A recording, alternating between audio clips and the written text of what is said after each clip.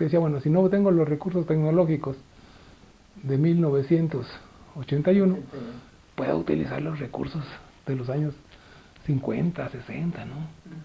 El CPAP y cosas por el estilo. Y no, sí, empecé a utilizar. Pues hasta utilicé, pero eso fue por ciego. Como llegó la época, en el 90, 91, 92, llegó el cólera a México, pero a Chiapas. Entonces, los adultos yo no sabía qué, yo no me metía. Pero yo veía que los niños llegaban muy graves y no había quien tuviera la habilidad para canalizarlos rápido, de manera que les pudiéramos meter líquidos y digo, la mortalidad por deshidratación debe de ser de 0. Y ya yo tenía una mortalidad de cercana al 30%, porque media hora picándolo y no le encontraban nada. Y entonces, de mis jugueteos en Tijuana, en el servicio de oncología, me acordé de que se podía uno meter a la tibia.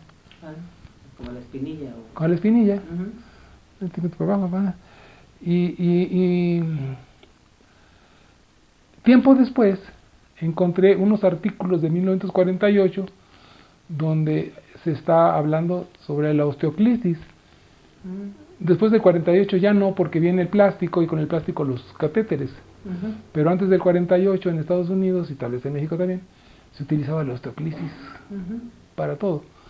Entonces yo empecé a utilizar la osteoclisis. Le dije a mis enfermeras que me querían mucho las niñas. Le digo, bueno, tienen, ante un niño que reúne criterios de choque, tienen 10 minutos o 3 venopunciones. Dadas las dos condiciones, o una de las dos, yo entro con mi hueso. Y bajé a 0 la mortalidad. Sí, fue muy, muy interesante esa época, porque veía los resultados directamente. Y aparte, empecé a confiar en la técnica de hidratación oral. Hice una unidad de hidratación. Y luego me enteré que el gobierno federal tenía un programa de lucha contra la diarrea a base de la hidratación oral. Yo no sabía, porque entre que soy ciego y no había internet, entonces yo estaba haciendo las cosas a mi manera de ver, ¿no? Entonces instalé una unidad de hidratación oral, una unidad de choque, y un día pues recibí la grata visita de gente de la Secretaría de la Salubridad allá, y me tomaron. Porque se enteraron de toda la labor. Se enteraron, les llamaba la atención eso de que allá en los Altos de Chiapas un loco ciego está en una unidad de terapia de hidratación. Y entonces me fueron a buscar. Y sí, me hice muy buenas relaciones. Me venía ciego, me venía a México cada 6 meses a la formación en hidratación oral. Había mucho. Y logramos, fíjate, en 1984 murieron en México 100,000 niños menores de 2 años por diarrea. Terrible. Eso fue en el 84. En el 94, 10 años después, pero con 3 años de hidratación oral, en México se bajó la mortalidad a 8,000. En gran parte gracias a Cantinflas, porque tenía aquel... Ya vio, comadre, usted lo salvó. Tenía su programa, unos anuncios en los que se promovía la hidratación. Porque ¿qué es lo que pasaba? Que un niño tenía una diarrea terrible, líquida, desgastante, y el médico imbécil le recetaba ampicilina. Ese niño no necesita antibióticos, ese niño necesita líquidos. Y el gran mérito que tuvo la Secretaría de Salud es que difundió el uso de líquidos como primera alternativa en la presencia de diarrea. Y con eso se abatió. Y no fue una experiencia de México, fue una experiencia mundial. En todo el mundo se dieron cuenta de que ahora el uso de antibióticos vuelve otra vez a acampar, pero porque los médicos no tienen otra fuente de información más allá que la que les proporcionan los agentes de laboratorios. Y los conceptos de utilizar antibióticos en las diarreas están rebatidos, y con razón, desde los años 60, pero hasta la fecha un médico receta antibióticos por una diarrea. Las diarreas se van a complicar con antibióticos. Pero todas esas cosas se así desarrollando en San Cristóbal. Sí, sí. No, qué maravilla, ¿no? Eso sí, es estupendo. Sí. Y luego volviendo un poco a tu origen español, nacido Sí. aquí en México, y etcétera, ¿obtuviste la nacionalidad española? Muy fácil. Nunca, no se me había ocurrido. Nunca se me ocurrió. Y es más, Franco murió en el 75, me dio mucho gusto, pero nunca pensé en ir a España. Luego, en los 80,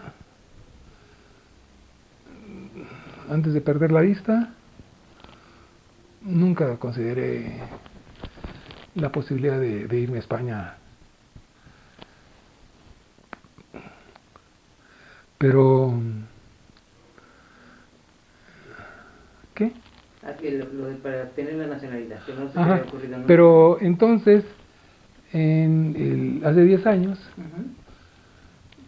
creo que mi hijo es el que me dijo, oye, papá, si quieres tener la nacionalidad, ahorita es cuando, ¿no? Y entonces reuní los requisitos y con el cónsul honorario en Tuxtla Gutiérrez, él me hizo todo el trámite, aunque el pasaporte me lo entregaron acá. ¿Tú te acuerdas si es que había algo que tenía algo que ver, si sería como el 2007, 2008, 2009, por ahí? 2009. No, haber sido en el 2005. Ajá. Porque no era por la ley de la memoria histórica. No, yo no recuerdo eso. Yo nomás recuerdo que en mi carta de nacionalización dice que opté por la nacionalidad española. Y lo que tuviste que Pero, presentar era sobre todo... pues mi pasaporte mexicano. Pero... Los papeles de mi papá. De tu papá. Es el acta de nacimiento de mi padre. Eso es, porque tu padre había nacido en España. Mi papá nació en España, igual que mis abuelos. Y tuvo que ser por tu padre, no por tu madre, ¿no? Sino por tu padre. Por mi papá. Ajá, ajá. Yo no sé si influyó mi madre ahí, pero... Ajá, sí. Entonces fue francamente fácil, digamos. Muy fácil, y se me facilitó más porque cuando les dije que era discapacitado, me dijeron, venga dentro de 6 meses. Y dije, oiga señorita, pero yo estoy discapacitado. Entonces en este momento me lo dieron. Ah, ya ves. Fabuloso. Pues alguna ventaja tendría que tener. Hombre, sí. Oye, Jorge, ¿y de tu familia regresó alguien a España? ¿De Este, visita, de paseo, a quedarse o en fin? de visita, pues fíjate que he regresado casi todos de visita, menos yo. Menos yo y mi hermano Jaime. Pero mi hermana Dalia y mi hermano Antonio han regresado varias veces a España y conocen a la familia y han manejado en Barcelona y tienen anécdotas. Mi madre también ha regresado. Yo no. Pero vivir de la familia, nadie. Antes que eso, el tío Enrique, en vida de Franco, regresó a España de vacaciones. Cuando muere mi abuela en el 62, mi abuelo se acoge, creo que una ley de que no le hace que hayas peleado contra mí, él es español también. Entonces mi abuelo se va a España, pero ya viudo. Y ahí está hasta el 77, creo, algo así, que ya regresa. O sea que no se... No se halla, como decimos aquí en México. No, se regresó a México. De hecho, murió acá. ¿Él te contaba algo de su experiencia del regreso? No, nada. Una vez me platicó que el taxista que conoció, pero no en España, que conoció en Múnich, había estado entre los militares que que Hitler le prestó a Franco en España, Ujú. la división Cóndor, algo así, no me acuerdo. Ujú, ujú. Entonces dice, mira lo que son las cosas, ¿no? Matándonos allá y después aquí ya él era mi chofer en el taxi. Sí. Y muy buen tipo, ¿no? Ujú, ujú. Sí, sí, sí. ¿Y nunca te ha interesado, digamos, irme de visita? ¿A mí? Sí. Fíjate que cuando podía ir, no, y ahora no me gustaría, porque llegar así, no le veo mucho caso. Ujú, ujú. La estoy conociendo a través de, Ujú. de historia, ¿no? De Sí. enterarme de toda la historia de los celtíberos, Ujú. los celtas y los íberos, Exacto. los visigodos, y mucha historia más complicada. ¿Y tú sentirte, hablábamos antes de eso, qué te sientes? ¿Mexicano, español, medio mexicano? Pues en mi familia nunca nos metieron amor a la patria, sí mucho respeto, Ujú, mucho respeto hacia la gente, ujú, un respeto elemental a las instituciones, ujú. en el sentido de que al respetar las instituciones estás respetando a la demás gente, Claro. Ujú, que tienes que ser muy respetuoso con las leyes, ujú, que ujú. son para el beneficio de todos, pero de sentirme mexicano, pues si lo comparo con otra nacionalidad, pues obviamente sí, soy mexicano, Ujú. pero tengo que reconocer que tengo serias desavenencias con México, con los Ujú. mexicanos, Claro. y más ahorita que están sacando los trapitos a relucir. Ujú, No, porque cuando México era el México de los años 60, en los que todo era jauja, ujú, pues qué lindo es México, pero ahorita ujú, nos regresamos al México bárbaro, ¿no? De John Reed. ujú, O sea, yo cuando leí John Reed dije, no, pues este pinche México no existe, ujú. no, pero ya está. Claro. Entonces, claro, no es México la nación, es el mexicano y su circunstancia. Ujú, Pero de sentirme español o mexicano, igual. ujú, O sea, respeto por la gente, por las instituciones, ujú. nada que sea desbordado, ¿no? Sí. O sea, Decían, si juega, ve México fútbol, pues en México, España, pues no le voy a España, van a ganar ellos. el sentido práctico de la cosa. Pues, Dios. Sí. No, decía un exiliado español, dice cómo, porque los verdaderos exiliados, digamos, los que vinieron, ¿no? Después de haber luchado una guerra y etcétera, por una causa, luego estamos los hijos que podemos haber heredado lo que comentábamos hace rato, ¿no? Más bien Sí. la fidelidad, ¿no? Sí, A esos valores de esa causa, pero exiliados en el sentido estricto de la palabra no somos, ¿no? Lo que sucede es que los exiliados, siempre un exilio, no es nada más el exilio español, las migraciones mismas, todas, siempre decir me siento de este lado donde nací o me siento de donde he llegado y me han recibido, siempre tiene una connotación de traición. ¿De qué? De traición, Ajá. ¿no? Es decir, si dices que me siento muy mexicano, hay como una especie de algo de traición de cómo nació en España y cómo, ¿no? O si dices me siento español, ¿cómo? Habiendo vivido aquí 75 años, hay una anécdota muy bonita. Por ejemplo, yo en Chiapas, donde está el indígena, Uh-huh. el coleto Uh-huh. y el turista, Claro. entonces yo ante los indígenas siempre me sentí mexicano. Uh-huh. Antes que cualquier cosa, ¿tú de dónde eres?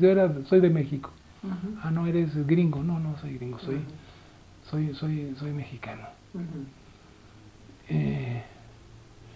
Pero ante los coletos y su actitud hacia el indígena, cuando estábamos hablando del coleto el de nacimiento, pues el que tiene apellido de la colonia, Uh-huh. entonces yo me sentía más indígena que ellos, ¿no? Uh-huh. Uh-huh. Porque no comprendía esas actitudes. Uh-huh. Luego sí lo entendí, lo que pasa es que San Cristóbal tardó 450 años en conectarse con el resto de México, y el Chiapas, el San Cristóbal de ahorita, pues tiene apenas desde el 48 que hicieron la carretera, ¿no? Ujú. De haberse conectado con el resto del mundo. Entonces fue una burbuja del tiempo en que las costumbres de la colonia se mantuvieron hasta muy entrado el siglo XX. En donde el indio se tenía que bajar de la acera cuando... Sí, pero también ahora nos tenemos que bajar de la acera porque los pinches turistas no te dejan caminar por la banqueta, van con pinches mochilotas, te bajas o te bajan, ¿no? Y los indígenas pues caminan por donde se les mete la gana. Ahorita ya no hay ninguna... Uy, cuidado del que trate de hacerle algo a un indígena. Ahorita... Es más, yo tuve problema en la judicial con una secretaria que se apellidaba Santis. Entonces le dije, pues quiero hacer una demanda contra la señorita Rosa María Santis. Cuando escucharon el Santis, se voltea al licenciado y le pregunta a su jefe, Santis, ¿dónde vive? Vive aquí en la garita, hombre. Ah, no es indígena, no. Ah, entonces sí, procede. Qué barbaridad. Sí, tremenda cosa. Sí, no, decían, los exiliados, propiamente dicho, decían, si no se puede arraigar, digamos, en uno o en otro